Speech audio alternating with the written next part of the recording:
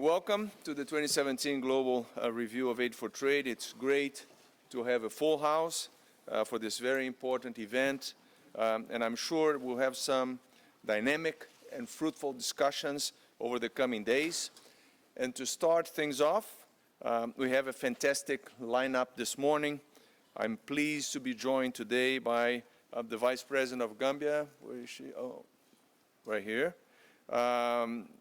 Fatoumata Tambajang, so the OECD Secretary General Angel Gurria, UNCTAD Secretary General Mukiza Kitui, the CEO of the International Islamic Trade Finance Corporation, Hani Salam Sanbal, is right there, Executive Director of the International Trade Center, Arantxa Gonzalez, and Senior Director at the World Bank, Anabel Gonzalez.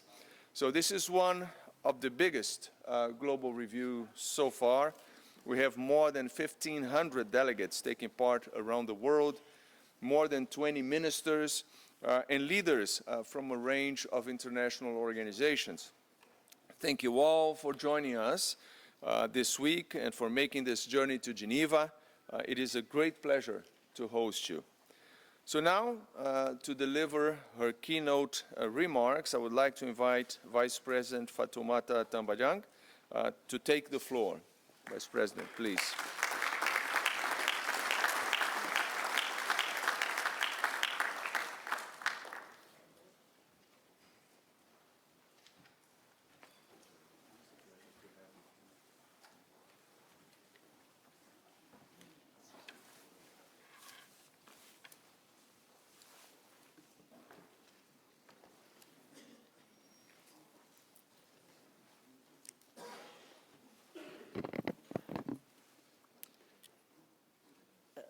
Mr. Chairman and Moderator,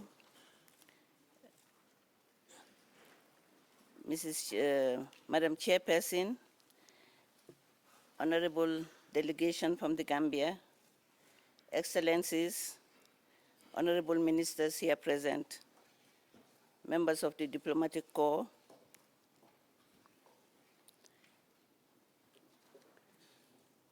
Mohammed Jagana, President of the Chamber of Commerce, distinguished ladies and gentlemen.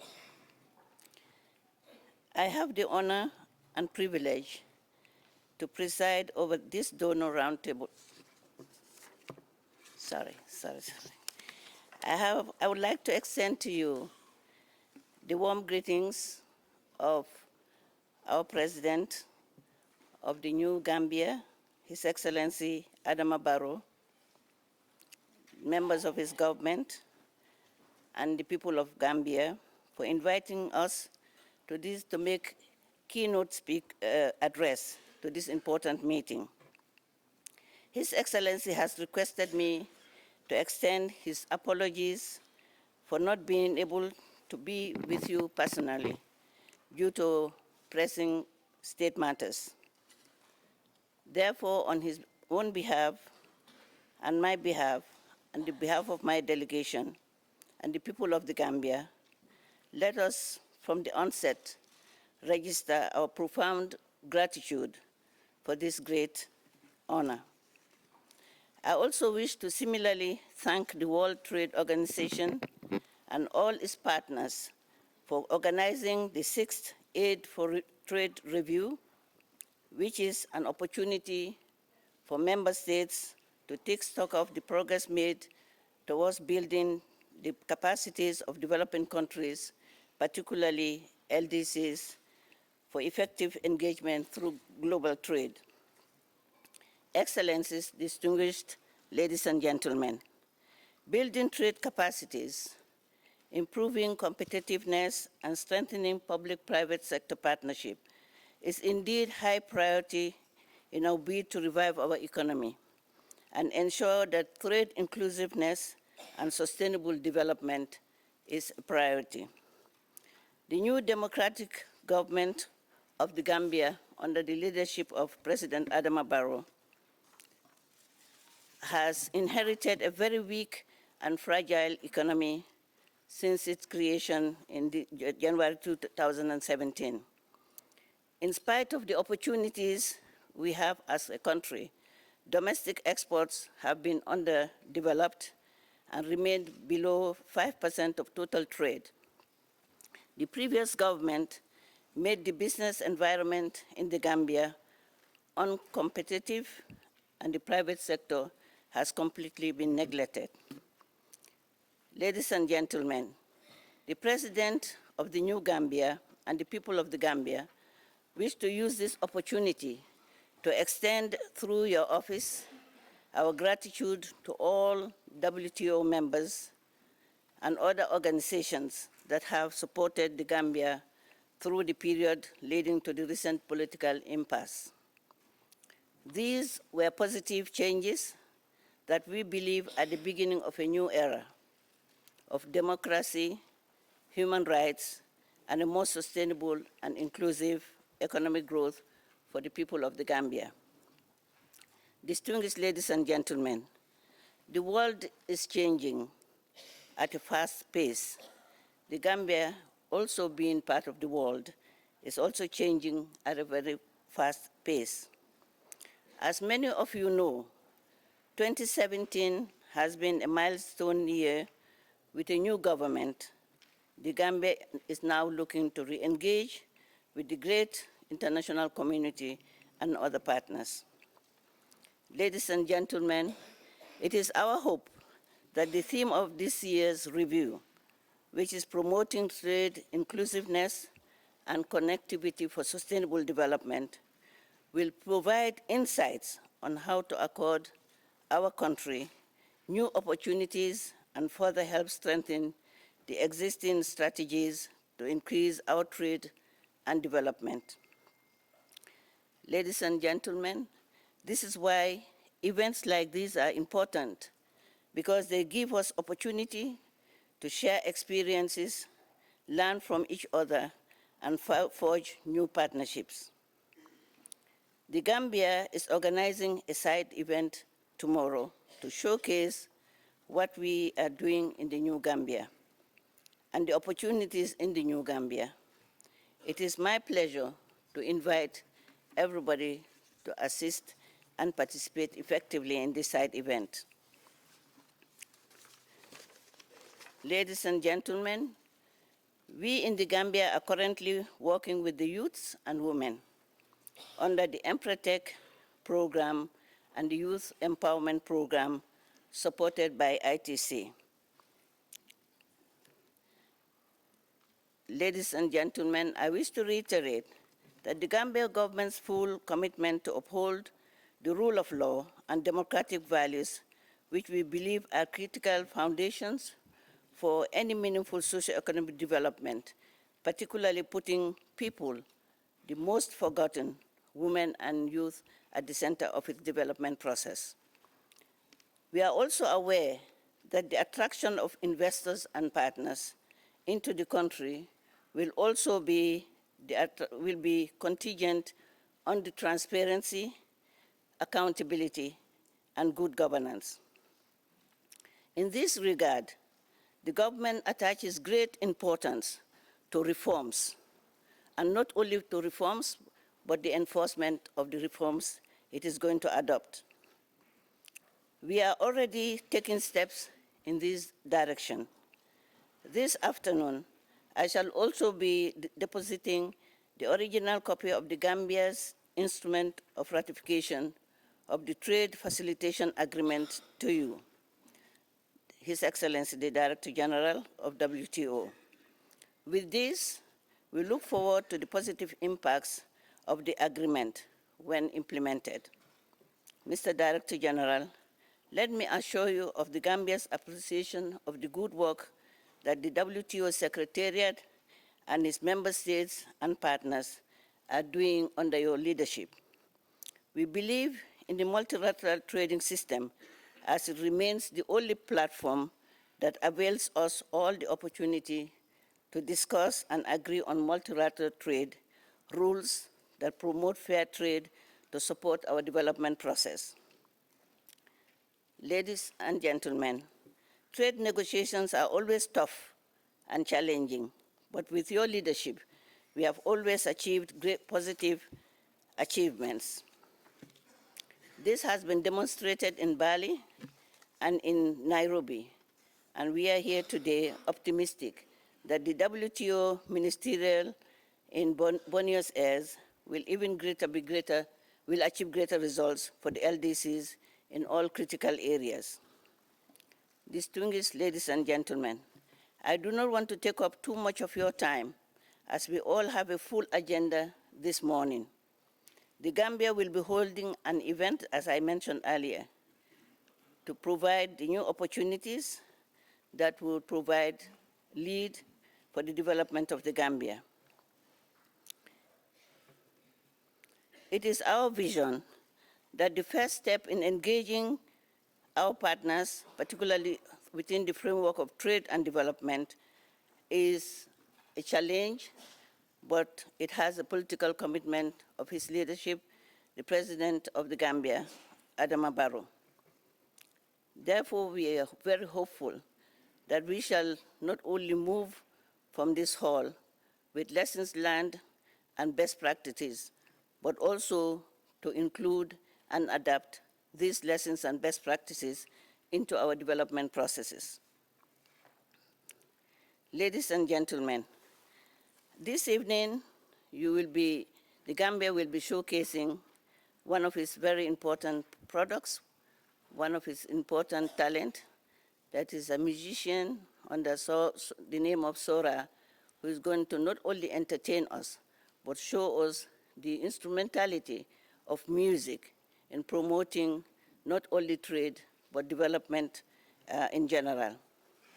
Finally, Director General, distinguished ladies and gentlemen, let me thank you once more for inviting the President of the Gambia and the delegation from the Gambia and the people of the Gambia to be part of this August gathering. I wish you fruitful deliberation and pray that God blesses all the efforts that together we are trying to forge in order that Gambia and other countries will leverage their development process, reminding us of the fact that good governance must be the centrality of whatever we do in the Gambia as partners. I thank you all for your attention. God bless.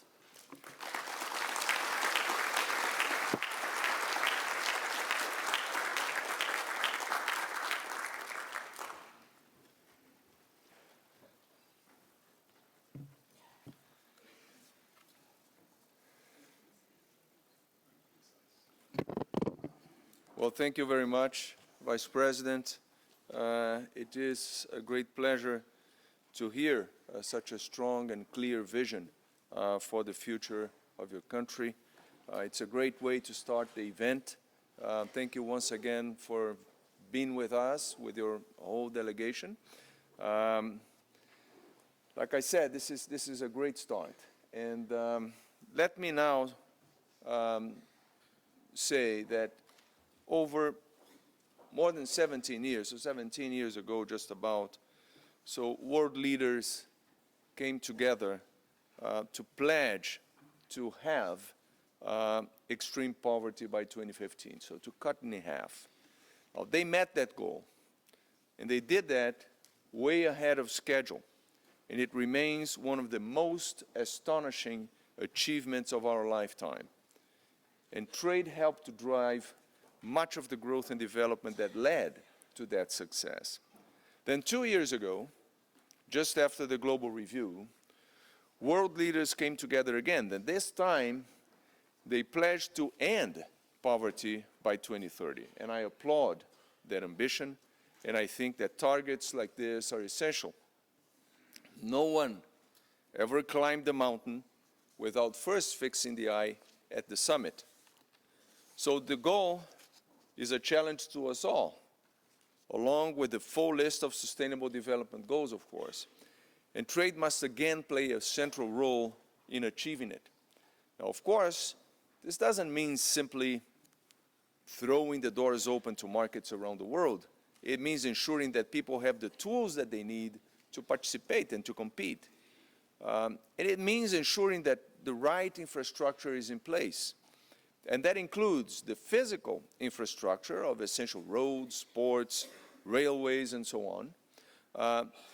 Also the soft infrastructure of rules and institutions that help companies do business, of course, along with the skills that are necessary for people to take part in this process.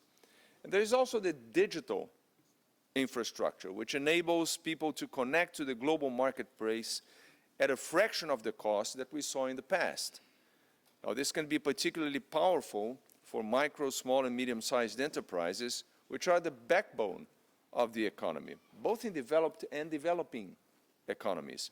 And it is crucial in empowering female entrepreneurs who represent the majority of the traders in most places. So we need to make a difference in all of these areas, and this is why the Aid for Trade review is so important. Since it was launched just over a decade ago, over $300 billion has been disbursed under the Aid for Trade initiative, reaching 146 countries. And each dollar has been targeted at helping those countries to build their infrastructure and their capacity. Now, this is very impressive, and it is delivering concrete changes on the ground. We now have a huge body of research, including some 500 case stories which illustrate the difference that Aid for Trade can make. So let me highlight a couple of quick examples. So today, more than 1,000 craft artisans in Kenya can now sell their products online thanks to Aid for Trade sponsored project. In Tonga, people now enjoy improved connectivity thanks to a new submarine fiber optic cable system that was financed and supported by Aid for Trade. And this has helped to boost local services and tourism industries. And in the Busia one-stop border post between Uganda and Kenya, streamlining of customs control has reduced the average time for goods to cross the border by 80%. Now, tomorrow we'll be connecting live to the Busia border post to hear more about their experiences on the ground, thanks to the trademark East Africa.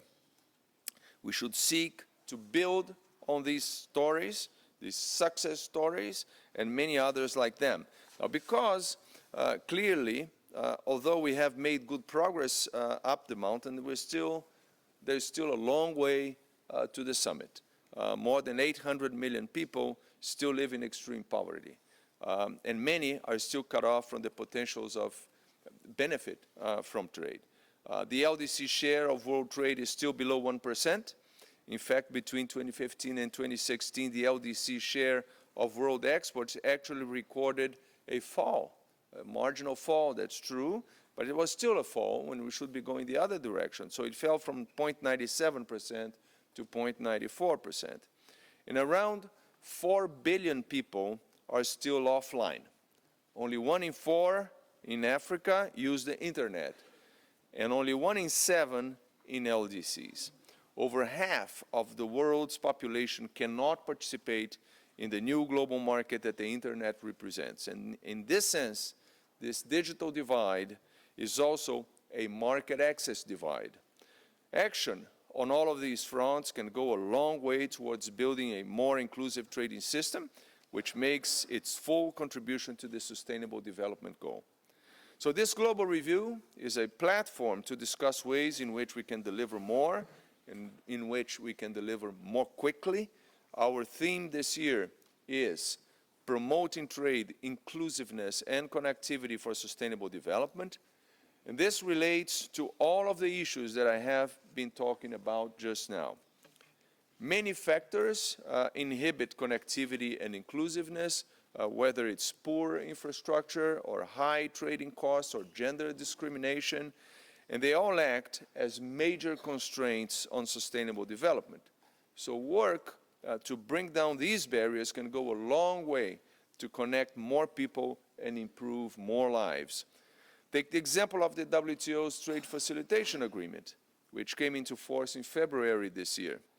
It is the biggest global trade deal this century. It reduces the time it takes for goods to cross borders and will therefore cut trade costs dramatically. Full implementation of the agreement could reduce trade costs globally by an average of 14.3%, and that is huge. Significantly, the benefits will be felt mostly in developing and least developed countries. And these countries will also be able to access technical assistance to help them implement the necessary reforms. So this is just one area of our efforts under the Aid for Trade banner, but it is illustrative of the impact that this work can have. My message to you in introducing this global review is very simple. We need to do more. Now, we know what our goals are. We know how to deliver meaningful results. So now we need more to follow this work through. Now, this week is an opportunity to examine precisely where most efforts are needed and how we can better channel the necessary aid and investment. And to improve our understanding of these issues, we are launching the 2017 Aid for Trade at a Glance publication today. So this is the publication, a joint publication of the WTO and the OECD.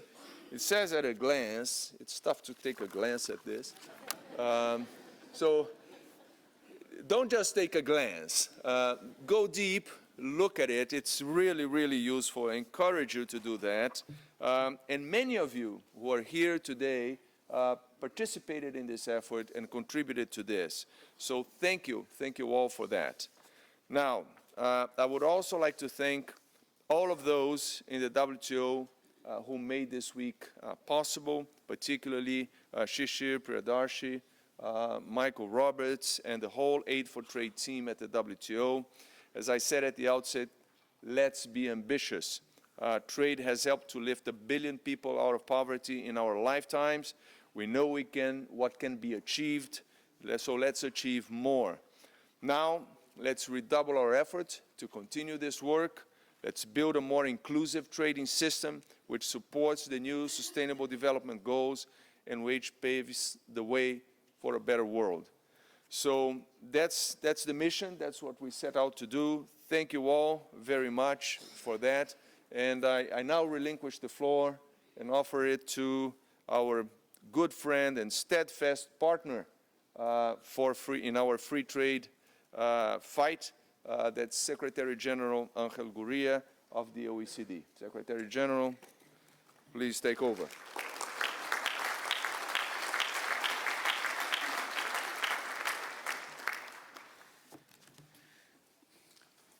Well, Roberto already introduced our joint work at a glance, but there is a booklet. It's a little bit more at a glance. And now for real busy people, there's a one-pager. So we got every presentation you care to read. But it's good stuff. And by the way, Madam Vice President, Gambia is in page 404 and 405.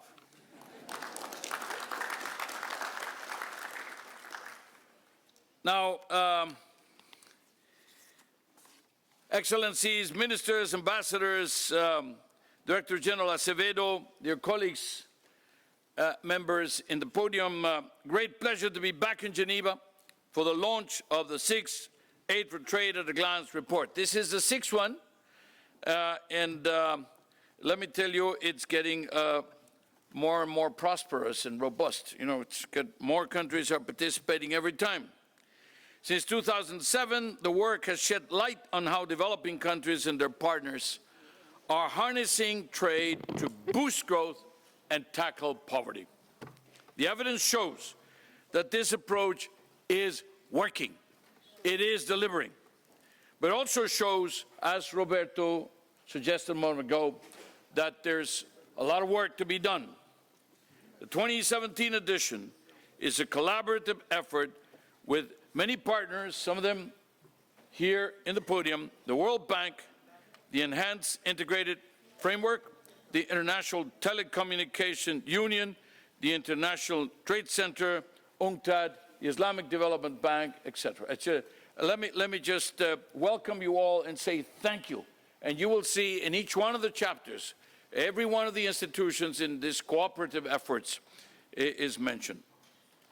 The report puts a spotlight on how physical and digital connectivity is helping producers link up to markets.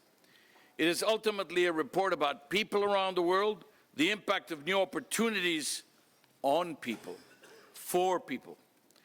Take the example of Emmanuel Igbojekwe, who is now able to grow his security business, or Elder Dede, who has established his designer shoe business, because Facebook, in partnership with a Nigerian service provider, launched Wi-Fi, and it was called Express Wi-Fi, to empower local entrepreneurs.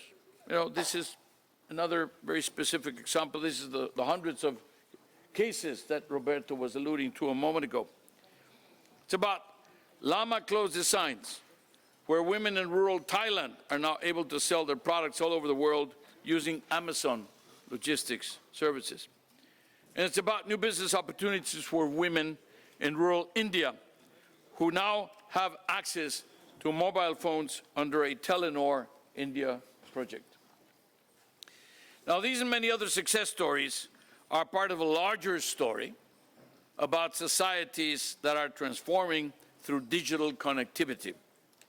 Digital connectivity helps developing countries to exploit economies of scale, to take advantage of the network effects, to raise labor and capital productivity, and to access global value chains. In many of our countries, and I say our countries, I come from Mexico, you know, SMEs are absolutely crucial for the sake of the national economy, and if SMEs are not integrated in global value chains, they will probably languish and not modernize and not grow. So the question of integrating into global value chains becomes very crucial, and for that, being able to have the connectivity is absolutely crucial. Global marketplaces, Amazon, eBay, Alibaba, whatever, you know, are empowering firms in developing countries, scaling up their production and overcoming thin markets, because they go out of the borders of the country. You know, then the world is your market. These online platforms are lowering the costs associated with engaging in international markets, costs that often price SMEs in developing countries out of these markets. That means if they cannot overcome these very high costs, this has generated a large trade in smaller, low-value goods. The report highlights that online sales increased in value from 16 trillion to 25 trillion in 2 years. 50% in 2 years. Massive, massive growth. While digital connectivity opens new markets, physical connectivity is still a very important constraint for countries and firms wanting to trade. Trade facilitation and the offline infrastructure for trade, good old-fashioned roads, ports, bridges, airports, etc. They remain more important than ever in the digital world, because the digital provides the connectivity, they will provide the access, they will provide the clients. Then you still have to get the goods to the buyers. More importantly, 3.9 billion people, Roberto mentioned this, remain offline. 4 billion. Only 1 in 4 people in Africa use the internet, and only 1 in 7 people in the LDCs in general. Up to a quarter fewer women than men are online. These gaps imply less access to economic opportunities, but also to healthcare, to education, to other public services. So that is another gap that we have to close. Now, aid for trade is critical for the digital and physical connectivity that countries need to trade, to grow, and to improve the lives of their people. While the success stories that both Roberto and I mentioned a moment ago, they bear the result of private investments,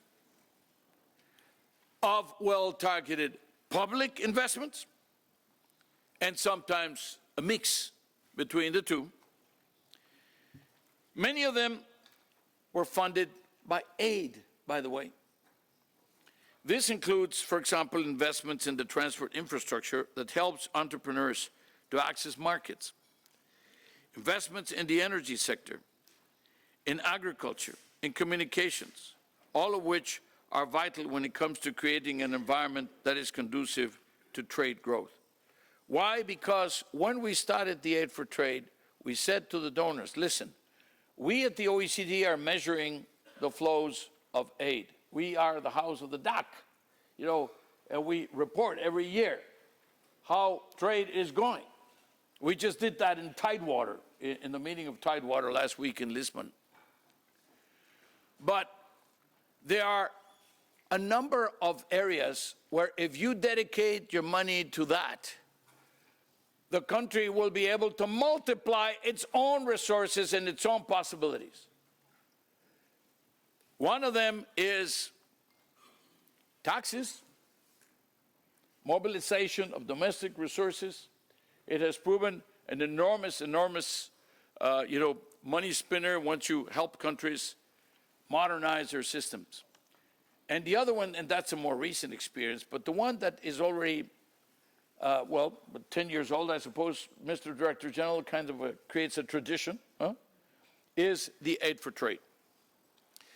Since the start of the Aid for Trade initiative, already, 11 years ago, 10 years ago, commitments from bilateral and multilateral donors have increased annually by more than 10%. In 2015, donors committed $54 billion per year in Aid for Trade. Now, this has never stopped growing. It never stopped growing. Even at a time of tight budgets, even at a time when some of the aid budgets are compromised, even when some of the countries are, saying charity starts at home and all these things that, are normally said in difficult times, this has not stopped growing. And it is a very great success story, I have to say. We're very proud of making it happen, or help to make it happen. The total amount of aid for trade disbursed over the last decade, already this was mentioned by Roberto, 300 billion. As I used to say a few years ago, adds up to real money. Roughly 1/5 of all the ODA. 1/5 of all the ODA. Last year was 146. So, 1/5 of that. You're talking real, important amounts that have been dedicated. Half of these funds were invested in building trade-related transport infrastructure and energy supplies. A lot of it physical. Sectors that are essential for turning digital connectivity opportunities into trading realities. Now we can build on the physical infrastructure, the connectivity, and make it happen. There had to be a sequencing. You have to be able to get things out of the production areas, especially when they were related to agricultural production or some commodities or whatever. But now that that is done or is being advanced, the question of connectivity becomes quite crucial. Support targeted at bridging the digital divide has remained relatively stable over the last 10 years. It's averaging about $600 million per year. The focus of donor programs is often on getting the regulatory framework in place and operating effectively. Once this happens, if the regulatory system is fine, then the private sector comes in and just, do what they do best, which is invest, create the technology, expand, compete for market shares, etc. They will be eager to step in and invest in building physical ICT infrastructure. This is where the physical and the connectivity and the digital get-together. It's a kind of synergy that the Addis Ababa Action Agenda stressed. It's about going from the billions to the trillions. We will not make the billions to the trillions with public budgets. We need to go to the private sector, leveraging investments in ways that can transform lives. The OECD is proud to play its part in helping to implement the Addis Agreement. Whether it's looking at how best to blend aid money with private finance in an effective way, or developing new ways of measuring public support for development, or by developing what we call the TOSD, the Total Official Support for Sustainable Development, which is a way to measure a parallel set of contributions to the development of developing countries that is not necessarily consistent with the definitions of ODA, but which does justice to those that are making these contributions in parallel, and that we want to encourage, of course. So we want to recognize it, so that we don't get into a religious discussion about the ODA definitions, but we acknowledge that these contributions exist. This brings me to the final point, the importance of an open, rules-based, multilateral trading system to ensure a level playing field for trade in goods and services. We just came back, Roberto and I, from Hamburg, from making this point very strongly, from standing up for free flows of trade, for free flows of investment. The things that we have stood up for so many decades, the things that we, built our institutions around, these pillars, these principles, these values. We need to work together to achieve a WTO ministerial in Buenos Aires. I have offered to the Director General any support that he believes that we can provide to deliver positive outcomes and help ensure that the benefits of trade are widely shared. Widely shared. There is a backlash against globalization. It's almost a cliche now. But the problem is globalization does not have a body. You can't squeeze it. You can't touch it. Globalization does not have a neck from which you can hang it. So they choose trade as a good proxy. Trade is not responsible for the world's evils. Neither is it possible for trade to resolve all the world's problems. But my God, you listen to these speeches and it sounds like it would. And the problem is, again, it's used as a proxy for globalization. Not everything works very well with globalization.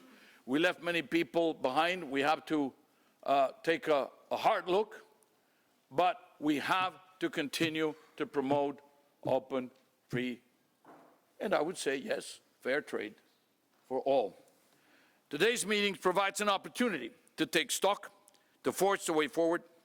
The task ahead of us is to deliver better aid for trade. It's about better policies for better lives. Thank you.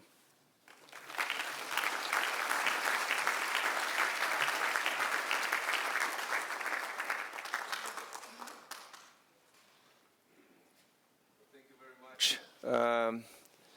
Angel, let me now invite the Secretary General of UNCTAD, Mukisa Kitui, to take the floor.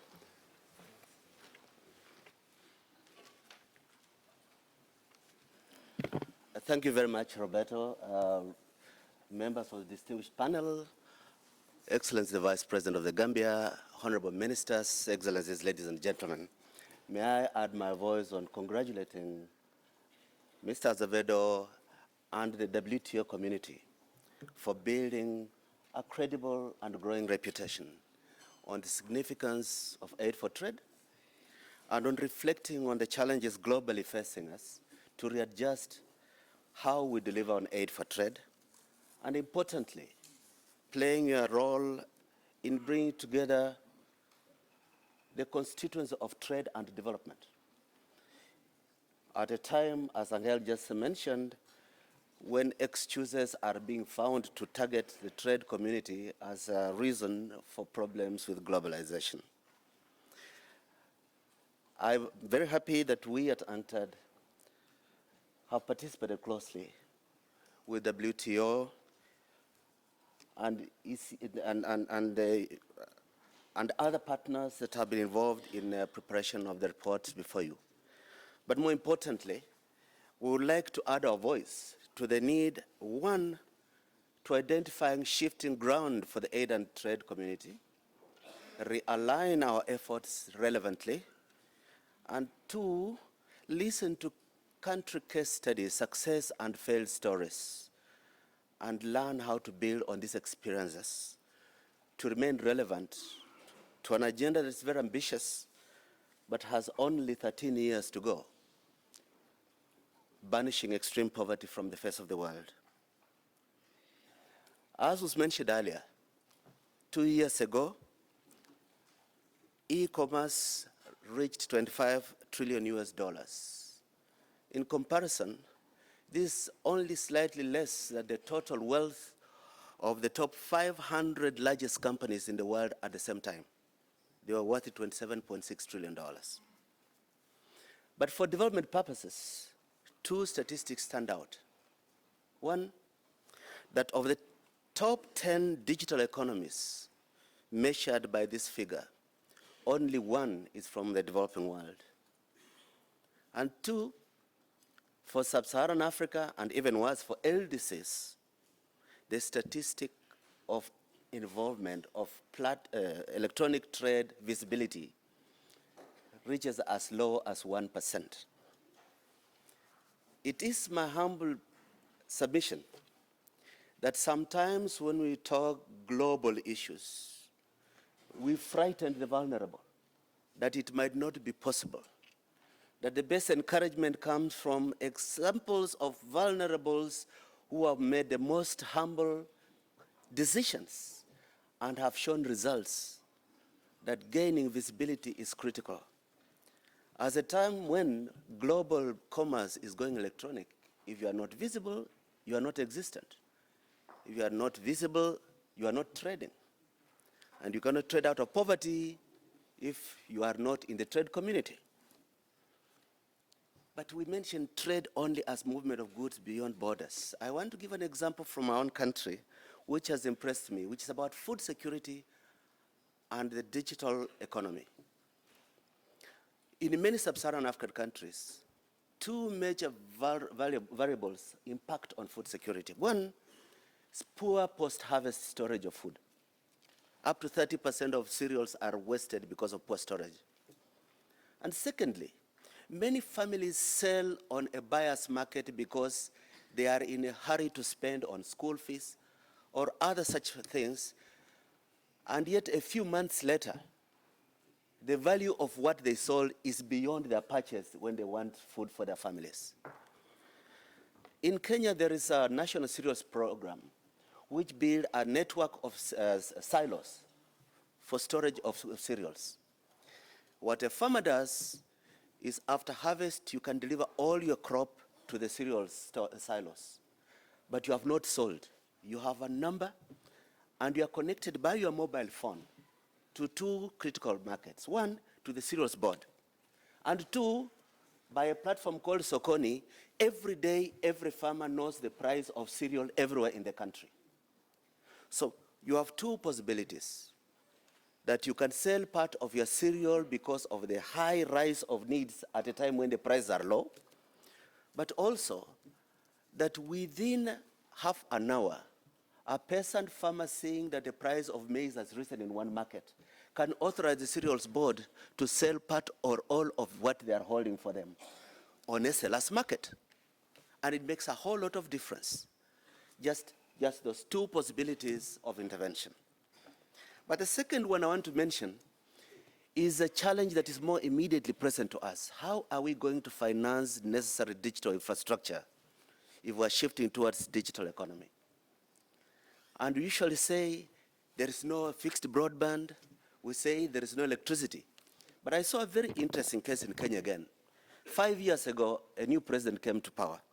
And he declared that in his tenure, 5 years, he was going to provide every primary school kid in the country with a tablet, a tablet computer.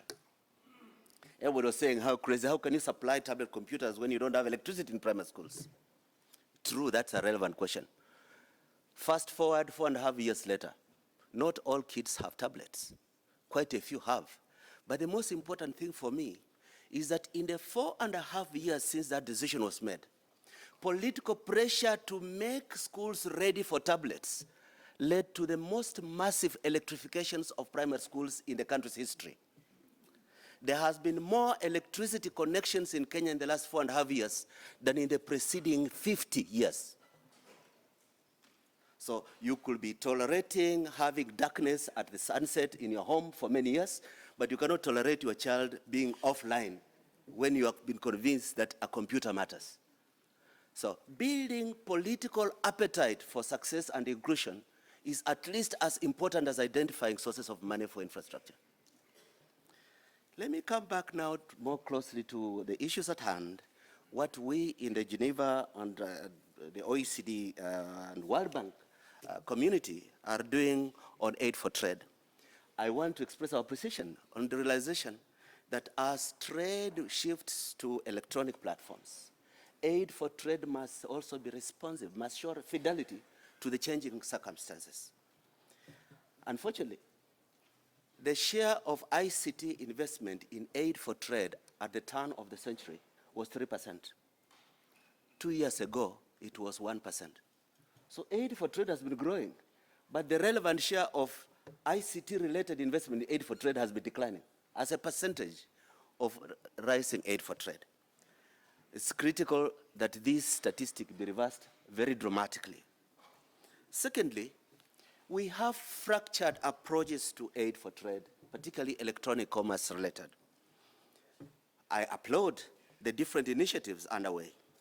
I applaud the work at Aid for Trade consultations here, particularly in this forum today and this week. We at UNCTAD have been complementing this with a number of initiatives. One,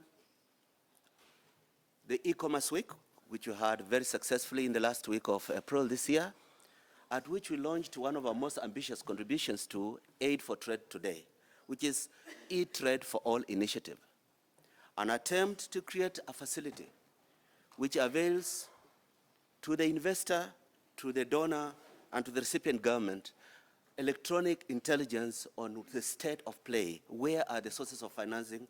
Where are the possibilities technologically to discipline, to domesticate electronic instruments for trade facilitation? We're very proud to acknowledge the participation of major institutions including WTO, ITC, ITU, 23 major international players as members of Aid for Trade. But even more importantly, the component of our work, the Business for eTrade Development Initiative, which now has more than 30 leading members, including eBay, Alibaba, Huawei, the Swedish Board of International Trade, and growing. But the most important message that we must share is that at a time when the trade community is under challenge, at a time when there is new thinking in pockets, the critical responsibility for us is how to coalesce around a shared sense of value. How can we stop the fragmentation of initiatives and find an optimal way of using limited resources, scaling up best practices, and growing the political constituency that building capacity in electronic commerce as part of Aid for Trade matters. Thank you very much for your kind attention.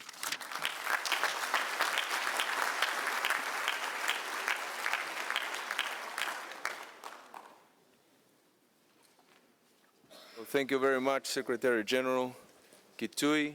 Let me now invite the CEO of the International Islamic Trade Finance Corporation, Hani Salam Zonbol, to take the floor and share us his views. Thank you very much.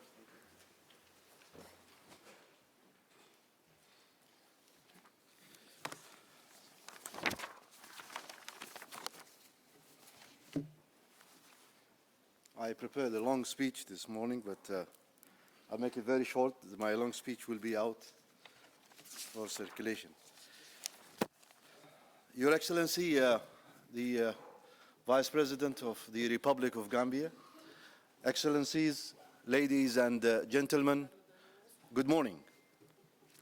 On behalf of the Islamic Development Bank, which includes, of course, IDB, ITFC, ISEC, ICD, ISFD, and IRTI, I wish to really sincerely thank the WTO, OECD, for the organization of the 6th Global Trade Review, and also to commend them for an excellent job, as always been the case. For us in the group, we have been really committed since the first Global Trade Review to be here in this room and to support all the efforts to make the world a better place to be. So the IDB believes that this is a very important gathering, and we can also take this occasion to provide excellent opportunity to really discuss our global development issues. Ladies and gentlemen, over the past years, as you all know, the world economy had undergone a period of ups and downs, the immense financial and social, economic turmoils. However, we remain positive to look forward and see that without optimism, we cannot really make this world a better place to live. So we have really worked very hard with our partners to see that we can really overcome and have a fast recovery for these issues. Through the collective efforts, of course, of all of our partners who are sitting now on the podiums and others who are not, but they are joining us on this very important conference. I would like to say the challenging environment of the global economy actually brought by succession of a different, as you know, different shocks since 2008. The commodity cycle, which until a couple of years ago fueled growth in some countries, has now turned down, leaving many economic struggle with current account and budgetary deficits. The share of the total export and import in IDB member countries' GDP between 1997 and 2013 went from 40% to 60% as the volume of international trade grew at the rate of 5.6 in average, nearly twice the GDPs of member countries. However, the international trade growth slowed down measurably since the mid of 2014 to a less than 3% per annum, reaching that at the end of 2015. Actually, IDB member countries have also suffered a number of, I would say, a number of issues. I can just mention some of them during these crises. We had, of course, everybody knows that they had suffered the low commodity prices, especially for those countries which are dependent on certain commodities like oil, the slowdown or stagnation of international trade at that time, the rising global cost of capital, the reoccurring episode of financial market turmoil, and finally, of course, the increasing socio-economic fragility. Ladies and gentlemen, all of these four thematic dimensions were actually looked up by IDB Group in its 2020 vision, where one of the key pillars actually of this vision is to really facilitate the integration of member countries and make more economic integration cooperations among themselves. In pursuance to this vision, the IDB Group had contributed in reducing economic barriers, synergizing member countries' strengths and potentials for mutual benefit, and opened the new doors for wealth creation. Through our strategic vision, we also support the smaller and vulnerable economies to bear the pressure from the challenges of the multilateral trade in the world. And there are many, of course, countries in the LDMCs. 2/3 of IDB member countries are from the least developed member countries.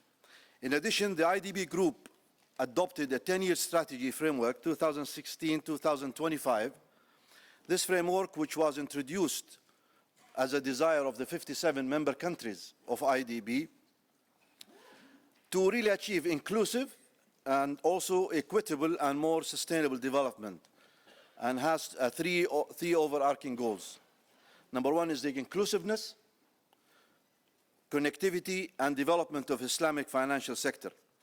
The objective of connectivity for growth stem from IDB mandate in promoting cooperations among its member countries in various forms, both in terms of private and public sector. It aims at strengthening economic ties and promoting other forms of cooperation. The IDB plans to achieve regional integration objectives by integrating soft and hard interventions in member countries, because financing alone is not really going to be very helpful if you don't really include other components like capacity building and other important soft components. Infrastructure operations continue in IDB to receive the largest share of IDB financing, with the transport sector receiving the largest allocation of infrastructure financing in the past 2 years. In 2015, a total of IDB operations in the transport sector amounted to almost $2 billion and 1.6 billion, constituting actually in 2016 to 1.6 billion, almost 30% of our portfolio. In line with the IDB vision for infrastructure development, IDB continues to focus on regional transport network that facilitates the integration of its member countries in Africa and Central Asia with the regional and global economy. These networks include both roads, railways, with approximately 70% of the IDB transport portfolio in 2016. Moreover, with the official global endorsement of the Sustainable Development Goals in 2015, the IDB transport and infrastructure interventions are now being designed with the SDGs targets in mind. Ladies and gentlemen, the IDB member countries envision trade as the key growth engine.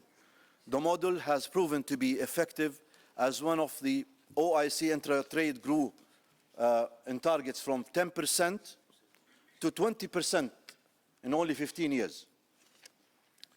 At the global level, economic conditions have started improving to improve for emerging and developing markets, including OIC economies, as GDP's growth also is set to increase from 3.5 in 2016 to 4.3 in 2017.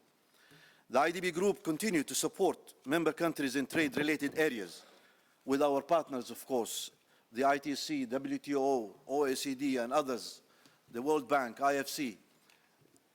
We are very, very pleased that we are really continuing to support member countries in trade-related areas. Our really aim is actually to facilitate trade among member countries. And by the way, IDB Group was one of the, if not the first, MDB that really started a very dedicated trade financing window in 1977. Excellencies, distinguished participants, the IDB Group has been active for decades, as I said, in trade development activities. The group provides a large range of technical assistance for trade facilitation and promotion, capacity building, and supply chain development. It also provides, in terms of financing, of large infrastructure projects, such as roads, ICT, cables and lines, optical fibers, electricity, and pipeline needed to increase connectivity and regional integration. The IDB Group always gives special emphasis to regional projects. For this purpose, among the things that ITFC is actually one of the most important programs, which is the Arab-Africa Trade Bridge program, connecting Africa to the Arab world. This program seeks to enhance the increase of trade between two regions. Also, we are very proud that we have led actually the Aid for Trade for the Arab countries, which has been really a very successful initiative, ending at the end of 2017. Excellencies, IDB Group recognizes the sustainable development solutions for any member countries that requires a significant role for private sector actors In this regard, and since the establishment in 1999, the Islamic Corporation for the Development of Private Sector, the private sector arm of IDB Group, has managed to invest more than 5 billion in these areas. The ISIC, the Islamic Corporation for the Islamic Insurance and Investment and Export Credit, was established in 1994, actually contributed greatly to the promotion of trade in the world, and also the foreign direct investment from and to member countries. Actually, for this year, we have been, as usual, contributing, not at a glance, but a smaller one. We have been really also producing and publishing the promotion of connectivity for sustainable development. This is a special, publication for this special event.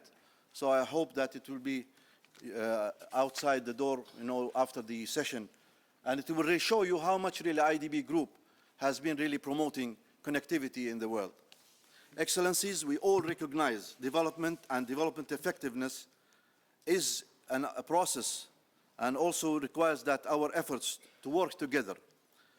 We should really have this well-planned and well-coordinated, looking forward efforts.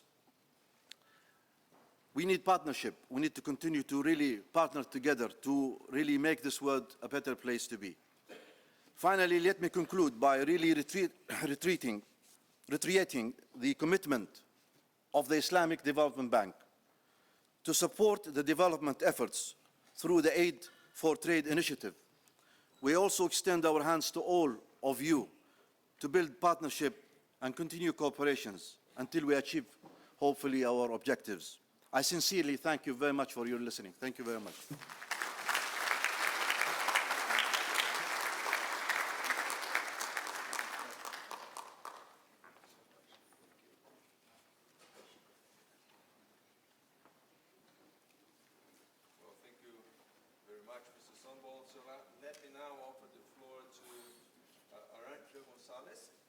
Executive Director of the International Trade Center.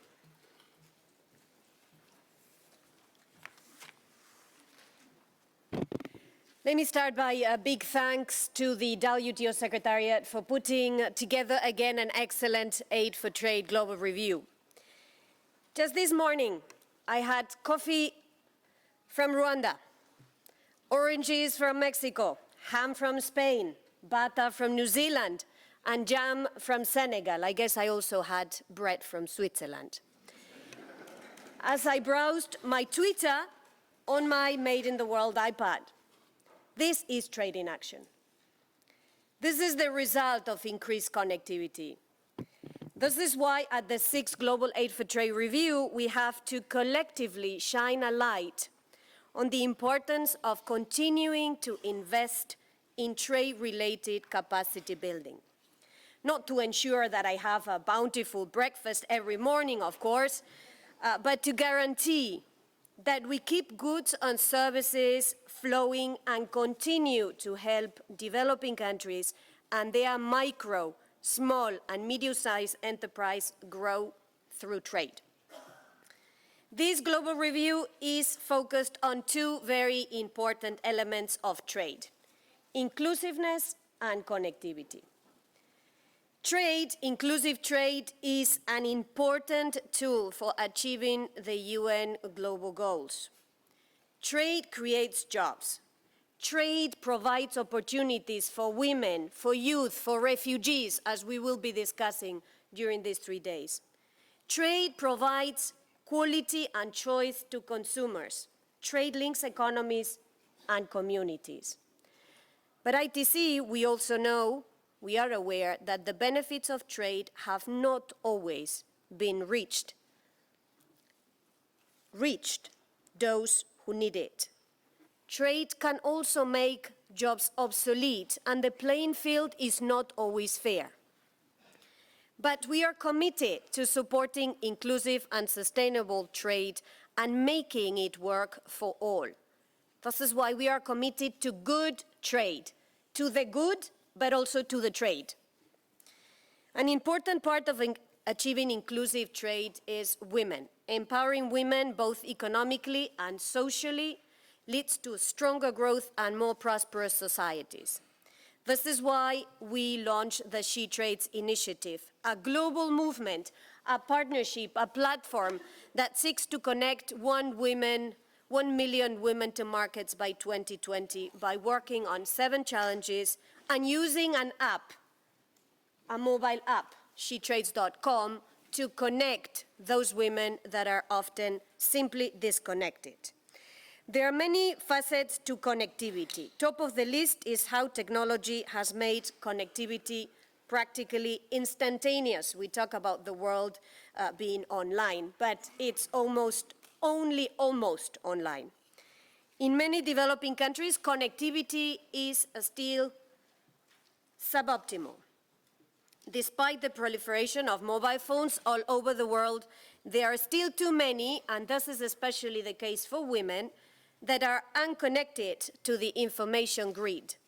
And this matters for business, and this matters for making trade work for MSMEs, the medium, the micro, the small enterprises that we talk about so much. Our research for the Aid for Trade at a Glance publication shows that women-led enterprises are 12% less likely to use email than men-managed firms, which is an important proxy, frankly, for internet usage. We have a responsibility to connect the unconnected, especially these women. But beyond simple connectivity is the question of what do we connect to? What do MSMEs need? One of the major gaps is in trade and market intelligence. Intelligence, not just data. There is plenty of data. There is less intelligence. This is critical to help small companies know where, what, when to produce and sell. And this is why I'm very happy that for the WTO Ministerial Conference in Argentina in December, ITC, working together with UNCTAD and WTO in the spirit of partnerships, will unveil a new SME trade help desk, a one-stop shop, global tool to help small and medium enterprises access trade intelligence. ITC research has shown that there is a substantial e-connectivity gap between MSMEs and larger companies. Small firms are 10 times less likely than large firms to use email to communicate with buyers, with suppliers, and 8 times less likely to have a business website. These differences matter, as being e-connected is strongly associated with growth and with competitiveness. Just take the example of an Indonesian footwear company, Brodo Footwear. This company was founded in 2010. In just a few years, it grew from a small company employing a handful of people to employing over 100. They sell directly to consumers via its website and reported that cloud tools and data analytics intelligence have allowed them to target customers with bespoke offers resulting in rapid sales. We have seen this in our work with MSMEs all across the world. We are connecting them to e-commerce platforms, and e-solutions payment systems have increased their sales and placed them in a marketplace where physical borders matter less and where the potential for growth is impressive. This is what we have seen with a Syrian entrepreneur, Rania, selling the amazing products produced by displaced women in Syria, but selling this online all over the world. This is what we have seen with Anna from Let's Sequoia, Wanda, a company that is selling biodegradable coffee capsules online. This is what we have seen with Omar, a young Senegalese entrepreneur who has now set up a logistics company to support the efforts of e-commerce platforms e-commerce platforms in Senegal. This is what we have seen with Zeinab, a young Moroccan selling argan oil and cosmetics that are produced with ingredients produced by thousands of small farmers in the southern part of Morocco, and the list goes on. This is why the power of digital for micro, small, and medium enterprises growth is not a myth. It's a huge opportunity. And this is why I fully support Mukisa Kituyi's call for Aid for Trade to focus more on e-commerce. And this is why I think it would be very important that the WTO membership looks at facilitating e-commerce. We have just surveyed thousands of MSMEs across the world to have a better sense of what challenges they face to eTrade. Here is what some of the things we have learned. Logistics are still a major bottleneck for MSMEs, with the cost of logistics and the final price of e-traded goods being twice as high in developing countries than in developed economies. Twice as high. This is why a speedy implementation of the Trade Facilitation Agreement is a must. SMEs have also expressed concern about a lack of access to international e-payment solutions, and they find it very hard to predict whether and which duties will be applied on returned goods. They also concern about their own lack of technical knowledge, language skills, and weaknesses to raise visibility of their offering for consumers abroad. As a consequence, many firms abandon their attempts to get onto the e-commerce highway, with female-owned companies getting stuck earlier in the process than male-owned SMEs. I hope that WTO members will look at these results of this survey, again done on thousands of MSMEs, to better understand what they can do to help MSMEs e-trade. Obviously, this would be better done in the run-up to the Buenos Aires Trade Ministerial than after the winter break. Trade, inclusiveness, and connectivity are three important components of the trade, aid, and investment nexus. They are mutually reinforcing and symbiotic, but trade is a tool to achieve both of them. Invest in trade opening, in trade capacity building, and good trade, and you are investing in that female coffee producer in Laos who uses that income to invest in her community and in her family.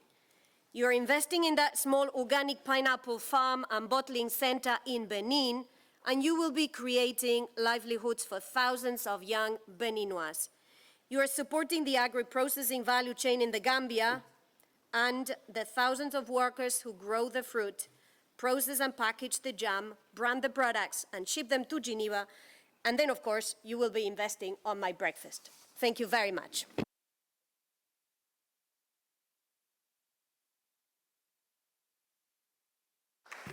Well, thank you very much, Arantxa. And let me now offer the floor to Anabel Gonzalez, a Senior Director at the World Bank, who will be closing this session.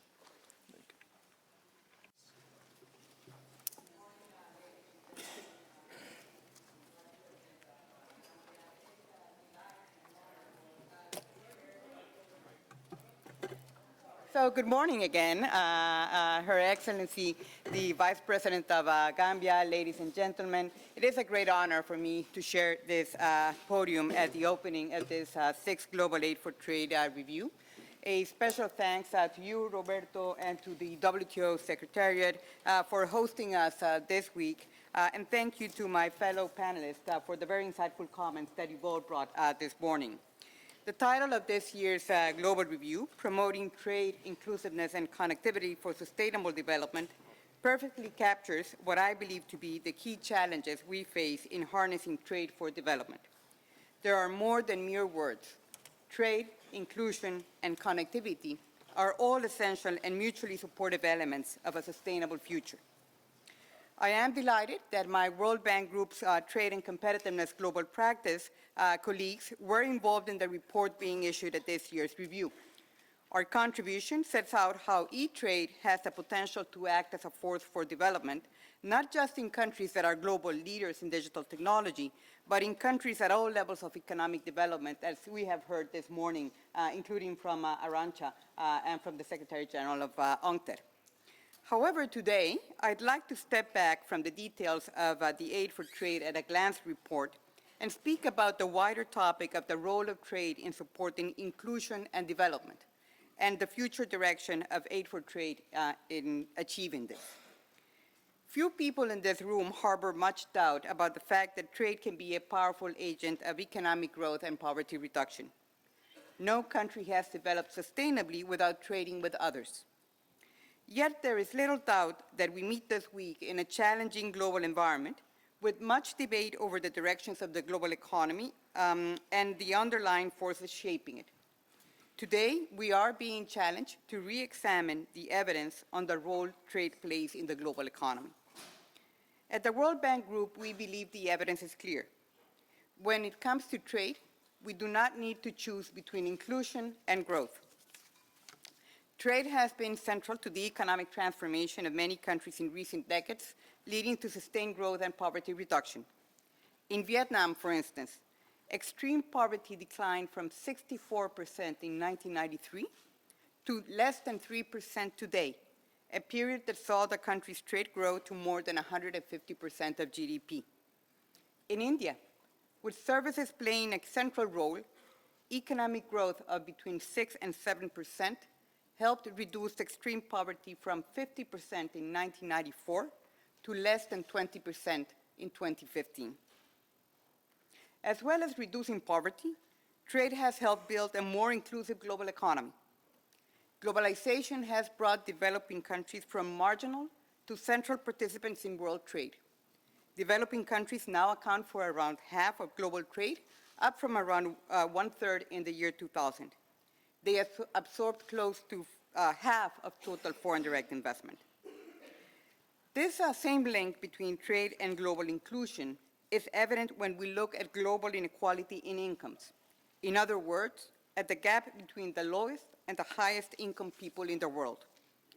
Recent research at the World Bank shows that global inequality in incomes has declined since 1990, after rising since the 1820s. The causes for this are complex for sure, but economic openness and the global spread of technology has almost certainly played a role. While trade has promoted a more inclusive global economy and has lifted many people out of poverty, we know that some people have been left behind. The rising tide has not lifted all boats. Along with the rapid economic shifts brought about by technological change and sudden increases in import competition in some sectors and economies, this concern has driven the increasingly vocal concerns we've heard about globalization. We are thus, not surprisingly, meeting at a time of rising tension in trade governance. This is triggered in part by new measures directed at shielding economies and workers from global competition. And we meet at a time when prospects for needed advances in trade rulemaking, particularly at the multilateral level, remain fraught with uncertainty. Aid for Trade has a vital role to play in helping the world community navigate these challenging waters. Aid for Trade is central to ensuring that the gains from greater engagement in cross-border trade reach people living in low-income countries, reach women, reach small firms, entrepreneurs, and farmers, reach everyone, everywhere. Considerable experience has been gained since the Aid for Trade initiative was launched in 2005. I'd like to highlight 5 lessons from my perspective, while also identifying some priorities for future work. First, infrastructure connectivity matters. Better roads and rails, upgraded ports and airports, as has been said by Angel, and investments in ICT infrastructure are all essential.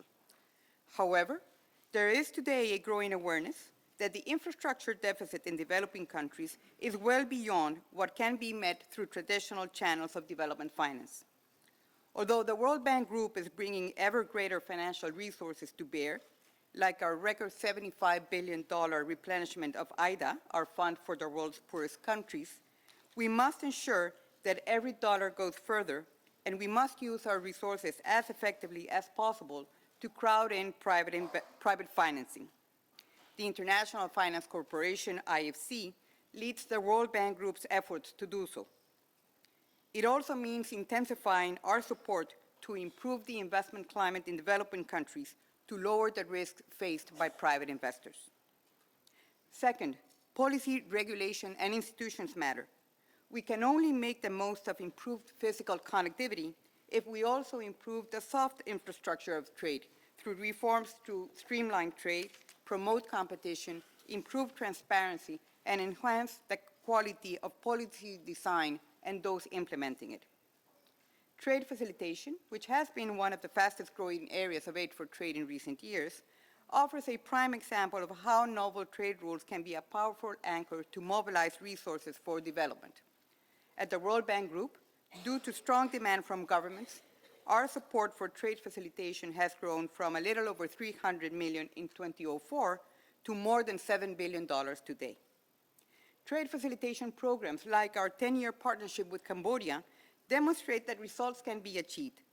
Through reforms to improve transparency and strengthen coordination among border agencies, Cambodia cut border clearance times from 6 days to 1.4 days over just a few years, climbing more than 40 places in the bank's Logistics Performance Index. And this has supported Cambodia's growing export competitiveness in manufacturing, especially in the garment sector, which, mind you, 85% of the workforce working in this sector is female. Demand for support in this area continues to grow. And with the collaboration of our donor partners, we've moved quickly to support concrete trade facilitation reforms in 34 countries and growing. Third, upgrading competitiveness matters. This encompasses a range of behind-the-border policy areas like innovation and entrepreneurship or skills and education. Although we don't always think of these areas as aid for trade, investing in them is essential for boosting productivity, promoting gender equality, and ensuring that businesses can take advantage of the opportunities presented by openness. It was one of the key reasons we established an integrated trade and competitiveness global practice at the World Bank Group. This has helped us to respond to strong demand from governments for programs that bring together trade and investment reforms with efforts to upgrade competitiveness at the country level. Fourth, rules matter. The multilateral system underpinned by the WTO provides a critically important global public good in the form of a predictable, rules-based environment so that cross-border commerce can thrive. A lack of stability in rules would significantly undermine our efforts to protect the weakest and the most vulnerable. As World Bank Group President Jim Kim stated at the G20 summit only days ago, now is not the time to introduce barriers to trade. Instead, we must look for opportunities to step up trade reforms in all available theaters at the WTO, as well as in preferential agreements and national efforts. And such efforts must be directed at developing rules that address the constantly evolving new dimensions of trade and investment, like e-commerce, while also tackling long-standing distortions in areas like agriculture. Finally, managing the process of adjustment matters, because trade and investment liberalization can often entail adverse distributional consequences. If left unaddressed, this cost can sap public support for policies of openness. Trade-related adjustment assistance has been a very small part of the aid for trade package to date, including in our own assistance. I believe that we need to do more to discuss this through the Aid for Trade initiative, understanding why this is the case and what can be done to scale up support in this area. And I believe that we need to approach the process of adjustment not just in terms of managing cost, but very importantly, in building the resilience of economies and workers to participate in an open global economy. Here again, skills, education, infrastructure are all essential ingredients, as experience teaches us that open, growing economies, where new jobs are created, are much better equipped to deal with adjustment than those that are uncompetitive and stagnant. Through action in these 5 areas, I believe that aid for trade can help us ensure that trade continues to support economic growth and development while also fostering inclusion. Of course, all this will need to be done in partnership if we are to succeed. Aid for trade must be looked upon as a value chain. Its effective design and delivery requires the active contribution of a multiplicity of development partners, from international organizations at the global and regional levels, to donor community, to the private sector, and a host of other key actors in academia and civil society. That is why gatherings like this global review are so important. They present an opportunity to take stock of progress so far and to tackle the challenges that still remain. I wish you all the best for this year's review and look forward to discussions over the next few days. Thank you very much.